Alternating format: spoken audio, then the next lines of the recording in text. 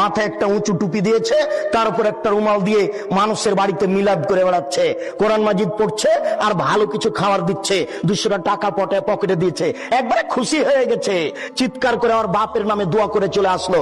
এ জাতির কি করতে পারে? যে চলিসা করে বেড়াই, যে কুলখানি করে বেড়াই, যে মানুষের দোকান উদিয়ে করে আপনার উদ্বোধন করে কোরআন মাজিদ পড়ে, যে মানুষের বাড়ি উদ্বোধন করে কোরআন মাজিদ পড়ে, সে হাফেজ দিয়ে কি হবে? সেই হিফজখানা বন্ধ করতে হবে।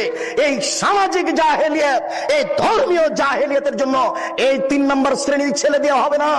একেবারে বলিষ্ঠ কণ্ঠের, একেবারে নির্ভীক সেনা, যার অন্তরে কোনো ভয় ভীতি থাকবে না, যার বিদ্যের সামনে পৃথিবীর কোনো বিদ্যা টিকবে না, জাকির নায়কের মতো পৃথিবীর কোনো বিদ্যা তার সামনে টিকবে না, এবং নির্ভীক সেনা হবে। আমি মুসলিম চির রণবীর, মরণকে করি না ভয়, মরলে শহীদ বাঁচলে গাজী। এই কণ্ঠ নিয়ে যে মাঠে নামবে, সেই জাতির উপকার করতে পারে, সেই এই সামাজিক কুসংস্কার বন্ধ করতে পারে, সেই এই ধর্মীয় কুসংস্কার বন্ধ করতে পারে। তাছাড়া এইসব হাফেজ দিয়ে কাজ হবে না।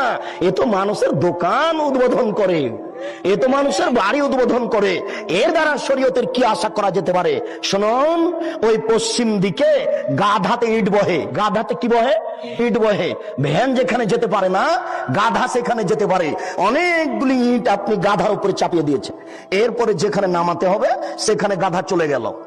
এবার আপনি কি করেছেন? আপনি বইয়ের দোকানদার, অনেকগুলি কোরআন মাজিদ তার উপরে তুলে দিয়েছেন, ও চলে গেল আপনার কোরআনের দোকানে। তো গাধা কি জানতে পারলো যে এখন কোরআন না ইট? ও তো জানতে পারলো না যে আমার পিঠে কোরআন আছে না ইট আছে।